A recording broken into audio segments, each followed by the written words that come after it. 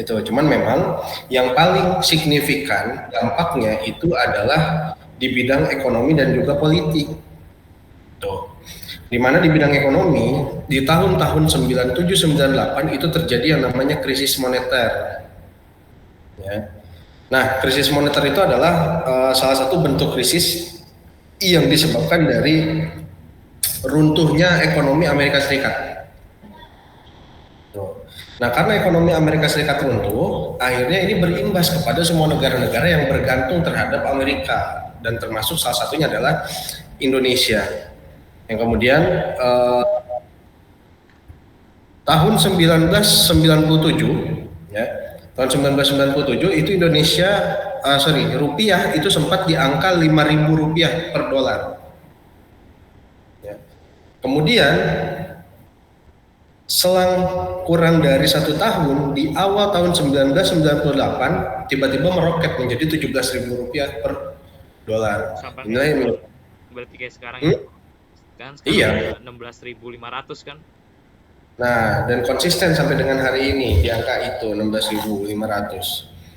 Nah, jadi kemudian hal ini memicu kenaikan harga barang, sehingga ini banyak banget terjadi chaos ya, penjarahan, pengusaha yang kabur ke luar negeri untuk menyelamatkan aset-asetnya dan lain sebagainya.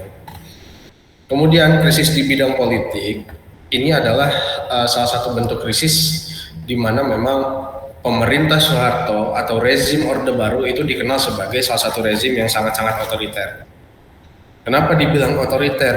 Karena di masa inilah kebebasan pers itu sama sekali tidak ada.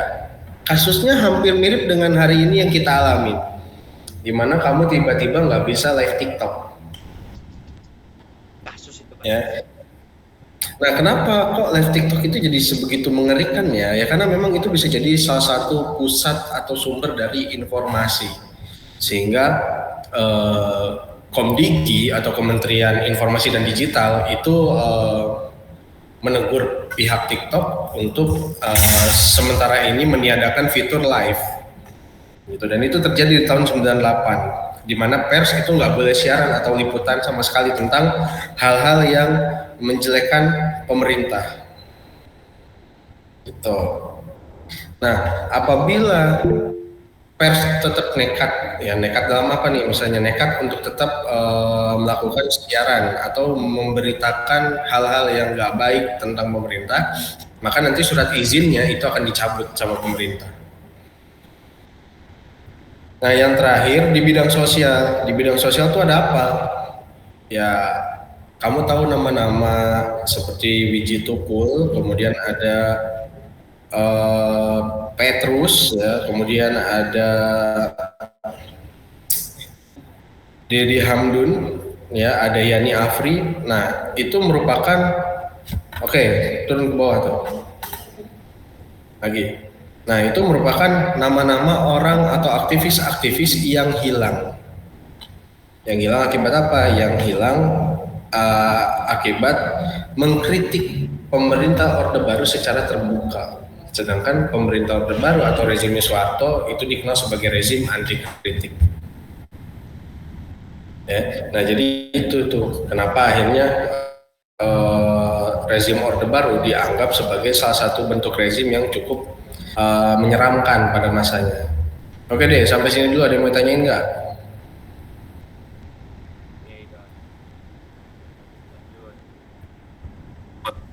Aman.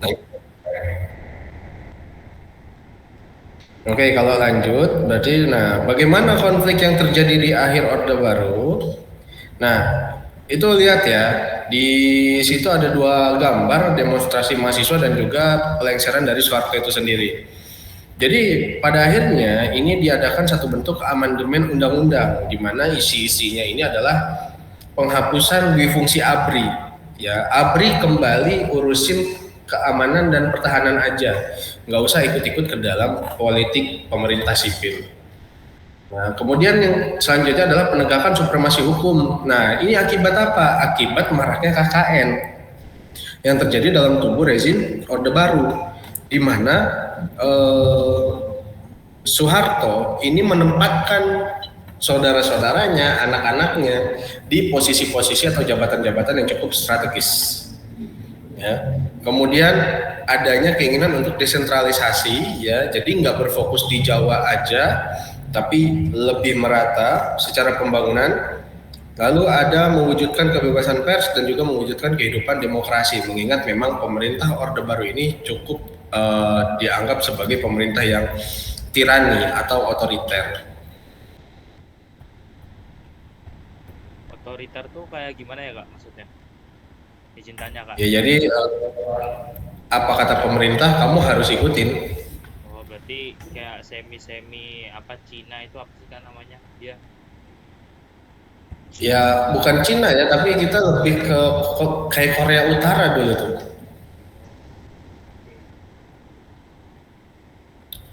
Apa diktator ya, kediktatoran. Jadi pemerintah itu akan mendikte setiap gerak-gerik dan juga perilaku kalian di negara. Berarti kayak komunis gitu ya Kak? Enggak sih. Kalau komunis itu dia kan segala sesuatunya kan diatur ya, bahkan sampai kamu cari makan pun sama negara diatur. Kalau di Indonesia kita nggak boleh kritik, ya kita nggak boleh kritik dan kita juga nggak akan diatur sama pemerintah gitu. Artinya kayak kamu nyari duit sendiri, usaha sendiri, tapi nanti pemerintah akan mengkritik. Bukan mengkritik ya, tapi lebih tepatnya, aduh gimana ya, ibaratnya intinya adalah nanti kehidupan kalian itu akan berada di dalam pengawasan pemerintah. Lebih ke dalam pengawasan ya Kak? Tapi boleh mengkritik Kak?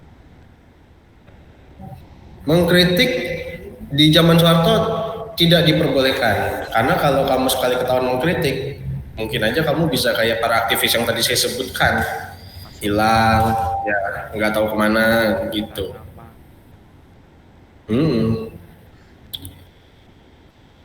Nah kemudian kita lanjut lagi nih, gimana sih dari apa dampak dari konflik ini? Nah akhirnya muncul satu gerakan namanya gerakan reformasi. Kalau kamu lihat gambar di kanan, bagaimana pada akhirnya Soeharto lengser.